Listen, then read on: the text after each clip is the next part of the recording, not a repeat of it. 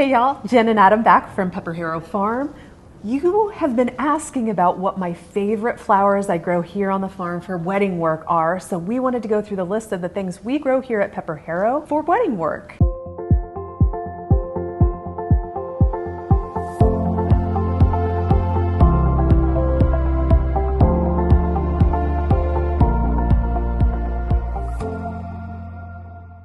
Hi y'all, hope everyone is doing well, and we're going to talk about wedding flowers like Jen mentioned.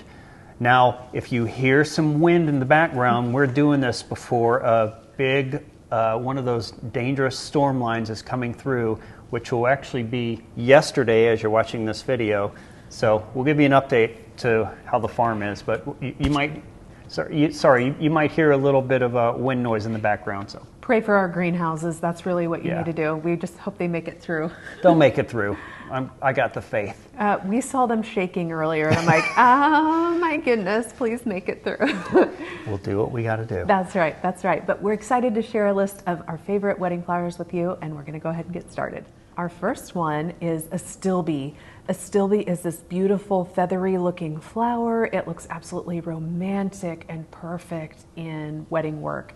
A stilbe needs a lot of shade, so that's where you would want to plant it. You can buy a stilbe starts, or you can start it from seed, but just know you have to be able to plant it in shade, and that's the best condition that it grows in. Here on the farm, we actually just start with starts rather than starting it from seed. Did I say start too much? That's okay. It's okay. It was just a lot easier. A lot of perennials, like we've mentioned in other videos, we'll just start with starts. Yeah. Plugs. The other one that we start with plant babies, it's a strontia. A strontia looks like a little star, and maybe we can show some pictures of these as we go too. A strontia is absolutely amazing. It comes in these beautiful wedding-y type blush colors that look perfect in a bridal bouquet. Anemone is another one that is fantastic in wedding work. I don't do any weddings, I'm just the assistant, but I'm going to talk about some of these flowers because I actually grow them. Yeah. Well, Jen does too. But we grow them together. But anemone is grown from a corm, and we also have a perennial variety of anemone that it's a fall blooming anemone that is really, really beautiful. It's little beautiful white flowers it's amazing in the fall. Should I admit to you that we have more coming? Anemone? Yes. Fall? Yes. Oh, I think that's great. Okay, good. Yeah, I first saw fall anemone from a friend's garden in Nashville. Hi, Robert. And I fell in love with it then. It was just such a surprise to see pop up in later summer into the fall that I'm so happy that we have it on the farm now. It's really beautiful. And with the anemone, and fall anemone, I actually like it also when the petals fall off and all that's left is the little seed pod. It looks so cool and very interesting, and we'll talk a little bit more about that later on in the video. Our spring anemone, though, the white with the purple center is requested so much by brides. Oh my gosh, people love anemone. Yes, and yes, it's like one of the #1 most requested flowers that we grow here at the farm. The second most requested flower that we usually grow for wedding work are ranunculus. And ranunculus are some of Adam's very favorite, but it's like ranunculus in every color. But I always feel like, especially if I have pink and orange, again, your favorite, pink, orange, and white, usually, those are our top, most favorite, most requested colors for wedding work, especially early spring weddings that we have. And that's when ranunculus actually grow here in Iowa in Zone 5B. They'll grow in the springtime, and that's when we have spring weddings, and those are the colors that are most requested then. I love ranunculus, just like Jen mentioned, pink and orange. I don't know what it is about the pink and orange flower combo that it's just freaking awesome. It's just awesome. But I would love to see a giant field of pink and orange ranunculus. It would be absolutely beautiful. That might be a little cost prohibitive, but yeah, we definitely want that. We grow a few rows. That's about it. Our ranunculus only usually lasts like a month and a half max, but the investment cost right up front on them is very steep. So we grow a very limited amount. We're not to the scale where we're growing like thousands and thousands, but we grow several. But there's a limit on how much we do. Yeah. Usually, the story with ranunculus, it usually gets too warm in late spring and just completely fries them. You'll see this about ranunculus. Once our soil temperature hits 70 degrees, they're done. That's it. Yep, they need cool weather, and the past few years, it feels like we've been going from freezing to hot To 80. immediately. Yeah, to 80 degrees. And we have a week of ranunculus production. Yeah. But Lame-o. I want them all year round. Yeah. One of my other favorite flowers that we grow for wedding work are garden roses. And Adam's not a fan of garden roses, growing them here in Iowa. Can I tell him why? Or do you want to talk? No, or do you want to tell him? No, you tell my story.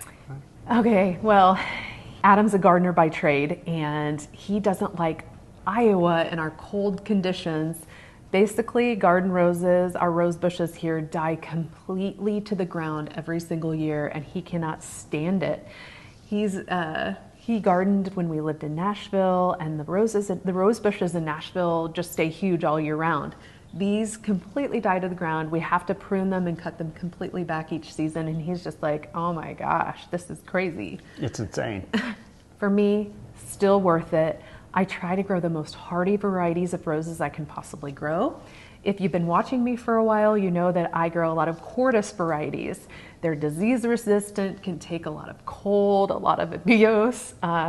Anything that will take a lot of those things, they're definitely the roses that I look to grow. I also grow a lot of J. Griffith buck roses. So anything that can take our cold, be really highly disease resistant, those are the things that I'm looking to grow here. I don't want anything high maintenance.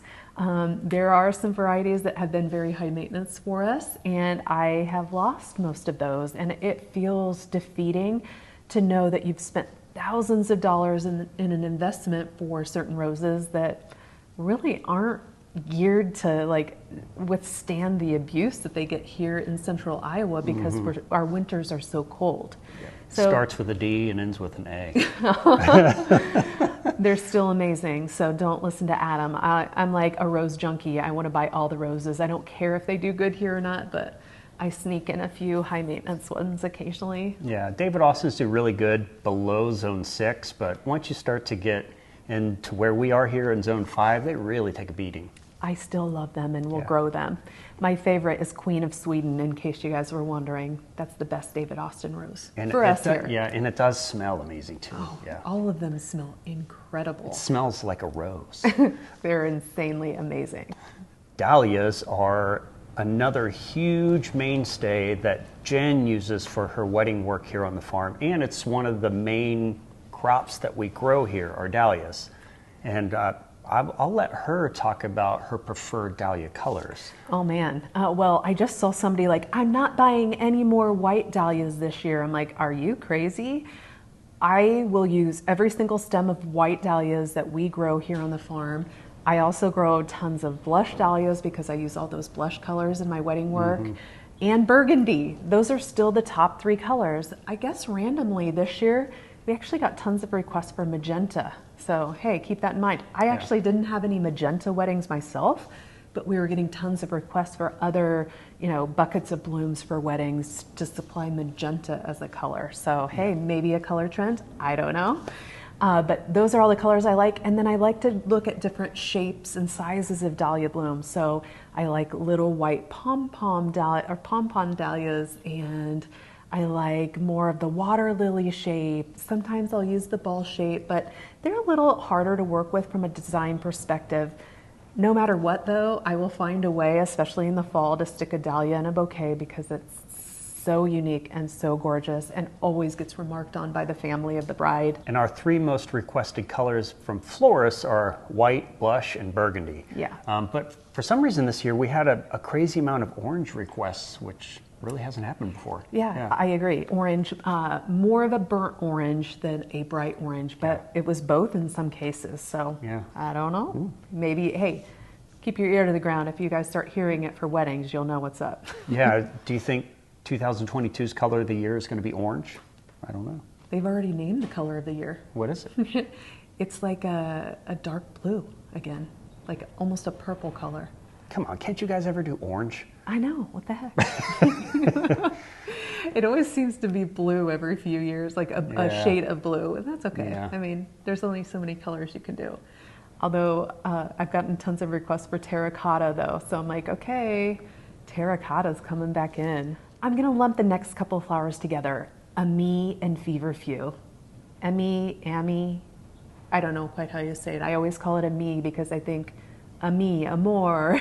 Potato, potato. Love. But anyway, you all know what I'm talking about.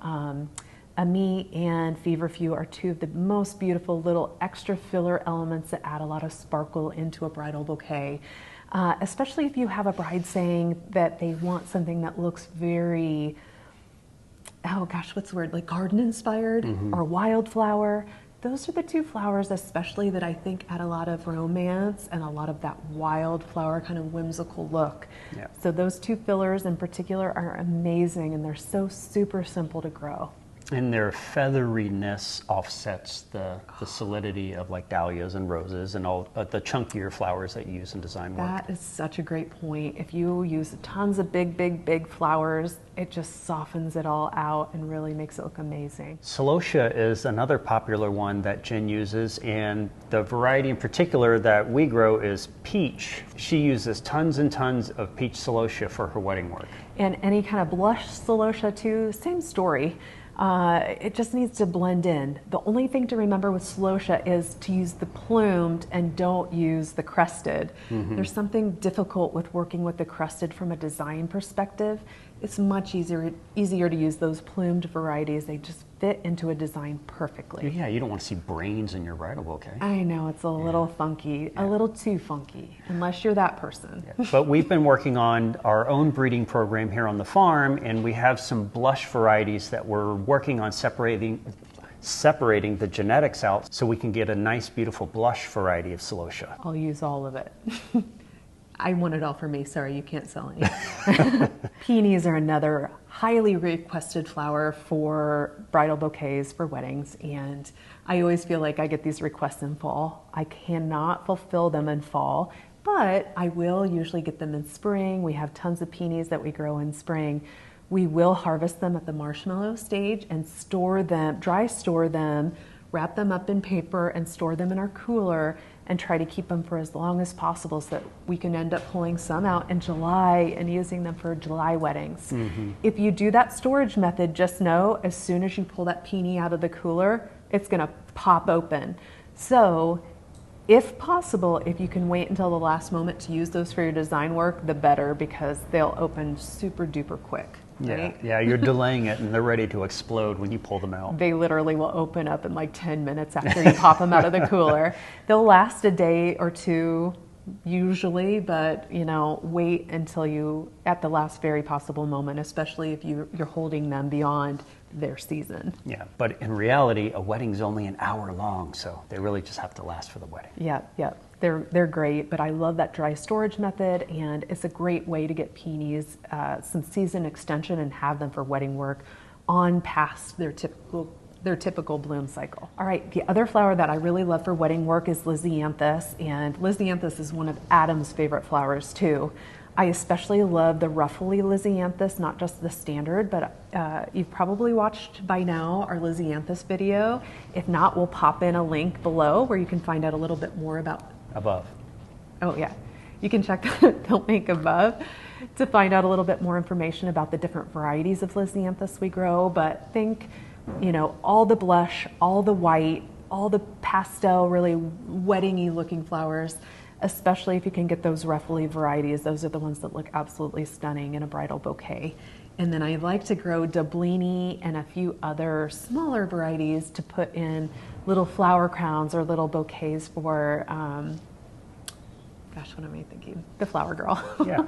For the flower girl. Cosmos is another favorite here on the farm. I have, for the past couple of years, been planting huge fields of it because it's just beautiful by itself. But it adds a very wildflowery look to a bouquet that, garden inspired is very requested right now. Yeah. So Cosmos work really well with creating that gardeny look. Oh, totally.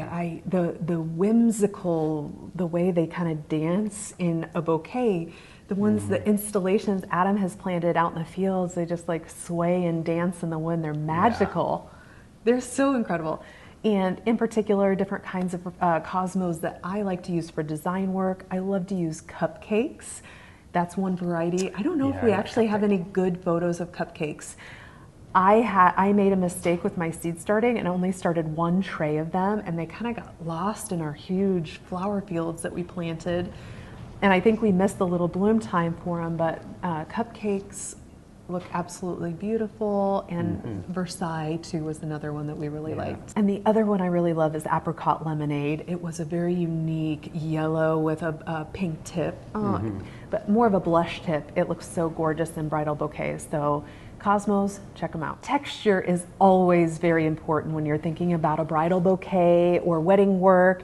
And a few of the things that I grow to really add in a lot of beautiful textural elements are coral bells, ornamental grasses, and straw flowers. Straw flower really gives you that really cool textural, like, you know, it sounds like crispy and it's beautiful. You can grow a really nice blush color for bouquets specifically. So straw flower is the other one. But any of those interesting things look absolutely gorgeous in a bridal bouquet. You heard me talking about the little seed pods from the Japanese anemone. Try to say that fast. Anemone. Using little pods, seed pods like that and things like that, absolutely gorgeous. So you kind of get the idea of general texture. It can be even just cool things that you see out growing around in your garden. Sometimes it can be something as simple as like weeds. Should I say that? No, yeah, they work. Shh, weeds.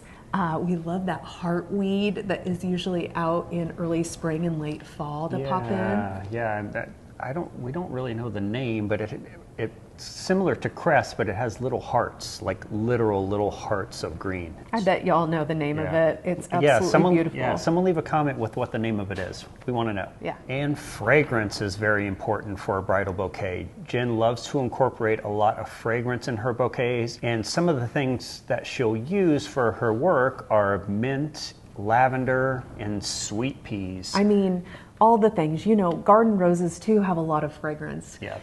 Make sure that your bride and groom are open to it. I have had couples in the past where they've said, hey, my mom's really sensitive to smell. Please don't use any scented anything as my wedding flowers. It's worth checking with your couple to make sure they're comfortable with, if you're going to be using a lot of fragrance, to make sure that that is okay with them. But for me, especially if they're open to it, it makes an even more memorable experience from their wedding day. It gives them really something tangible to go back, not only visually to look at and see and remember, but the smell, all the sensory activities that they can have with their wedding flowers, the better, because it's going to be something they'll never forget. Yeah, and I like mint in particular. Mint is one of my favorites. We grow and we challenge it. It can, you know, people say it's invasive, but we take that challenge on because we hack the heck out of it. We especially love apple mint. We love to use the blooms on the mint, even that little purple lavender tip that comes up. It's so beautiful. And of course, with lavender being our probably largest crop that we grow here on the farm, we have to use it in wedding work. I just tuck in a few sprigs in different places, even if lavender isn't in the scheme of the different stuff that I'm doing. It kind of just blends in once it's dried and just smells incredible in a bridal bouquet. And one that we grow here on the farm that overlaps both texture and fragrance is eucalyptus. Eucalyptus grows really readily here in central Iowa. It loves our heat. And just goes crazy in the heat of the summer. So eucalyptus is really wonderful for both that fragrance and that textural effect in a bridal bouquet. It looks romantic and absolutely gorgeous. I love to grow silver dollar eucalyptus. I grow I grow gumdrop and gunny are the three different varieties that I've grown here on the farm. And if you're living in California, you got seeded eucalyptus growing everywhere, so. Oh, I'm so jealous. Good on you. Yeah, I'm jealous of you right now. Adam and I actually took a trip to California outside of Los Angeles, and we were driving by all the pepperberry and eucalyptus trees, going like this, I'm going to go back with a big suitcase full. Whenever we travel, we always find ourselves looking at what we would want to cut if we were in the area. But we don't, but it's so tempting. Yeah. We hope that gives you all a good sense of what you might want to grow if you're wanting to get into wedding and design work. This kind of overlaps with a lot of our design classes too. We kind of provide the same things for our centerpiece design classes. If y'all like this video, be sure to smash that subscribe button and like it while you're at it, and we'll see you next time. As always, thanks for joining. Happy growing and happy designing your wedding flowers.